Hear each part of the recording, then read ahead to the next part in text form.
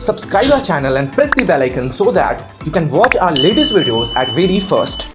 Hey guys, welcome back to Virtual Guns. In today's video, I'm gonna tell you about TIA. What are the selection process of TIA?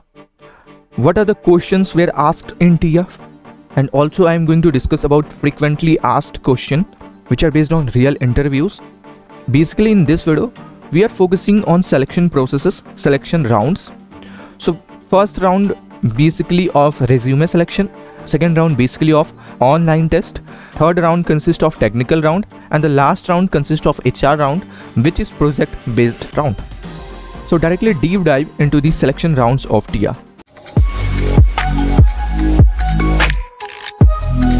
So let's discuss about round 1 resume. So basically this round is called resume shortlisted round. So in this round you have to send your resume to the TIA, then TIA going to select the resume on the basis of requirement and the basis of necessary skills you have. So if you are building a resume for a TIA company, so you have to focus on 2 points which are discussed here. The first point, in this at first your resume is get selected on the basis of required skills for company. So basically you have to go through the job requirements, what the TIA wants from you. According to that, you have to personalize your resume. And the second point, project is very much necessary for selection. So for the selection in the TIA company, you have a project which are created by you only, or you can create on a group, but you don't have to copy the project from others. So that's a basic need over here. And the project is basically on the real life problem, real time problems. You can make a project on web development, Android development, cryptocurrencies. That type of projects are there. You can make it. So there are basically 2 type of projects based on real problem project and based on your portfolio project. So your portfolio project is basically focused on you only. So portfolio based project going to be give you a extra edge from the others. And second time is problem solving project.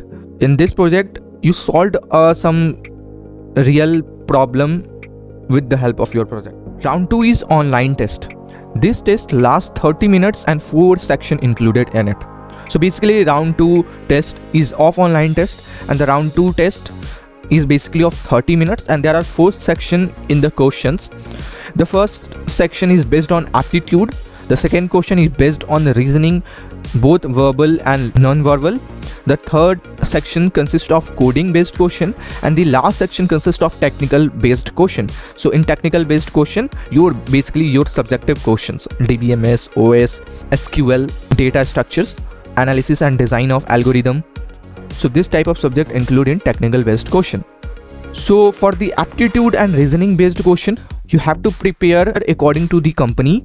You can just go through the Google and search for aptitude and reasoning question for that particular company. Then there are many questions arrive and you just go through it.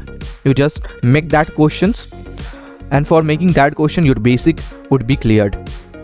Second is coding based question. So coding based question mainly consists of C, C++, Java. So you have to be well prepared in these coding languages, and yeah, you can opt a language in which you want to go for an advance.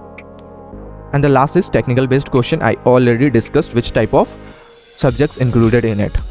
Round 3 is technical round. This round is very important for every candidate. So this round basically lasts for 30 to 45 minutes.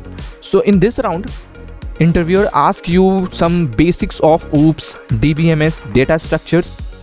Also interviewer may ask you question like find out the second highest salary from the given salaries. What are the type of inheritance? Basically what are the type of inheritance? This is basically of OOP concept. Type of polymorphism. This is also a OOPS concept. What are procedures? What are functions? What are packages? What are indexes? What is port and server? So this type of concept were asked by an interviewer in an interview. And the last, write a program to print a pattern.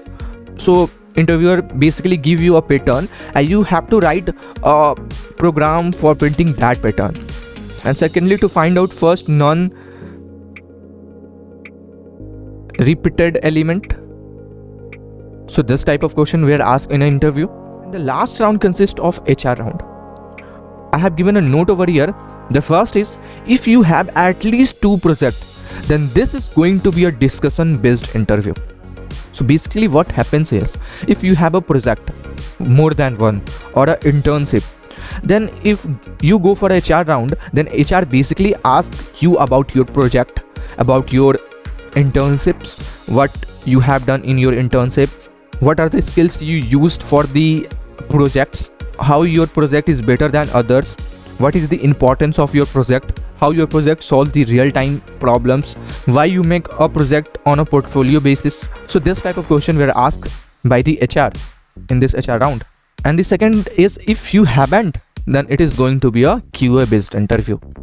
So let's suppose your resume is shortlisted without any project or internship, then you cracked all the rounds, round 1, round 2, round 3. Then in the round 4 HR round, basically HR is going to ask a question and you have to give an answer of that question. The question consists of a competitive programming, the question consists of a data structure and algorithm, question consists of behavioral questions. So this type of question were asked by the interviewer and you have to give the answer of at least 80 to 90% of the questions. So many of the times candidate get rejected in this round because they haven't created their own project, haven't do any internships. So they have to give all the answer of the question were asked by the interviewer, and most of the time candidate wouldn't able to give the answer of that questions. So basically this will happen in this round. So you have to make at least 2 projects to crack this interview and you have all the required knowledge of your project. Then only you're going to crack the interview of TIA. And finally you are the candidate who is going to selected for the TIA. So that's all for this video. If you gain some knowledge from this video, if this video is really helpful for you, please like and share this video, and also subscribe to my channel if you are new to my channel, and also share my channel with your friends, with your colleagues, so that they can also gain some knowledge. They can also take this experience about the TIA and also tell the others to subscribe my channel. So yeah, I'm gonna wrap up this video here and I will see you next time.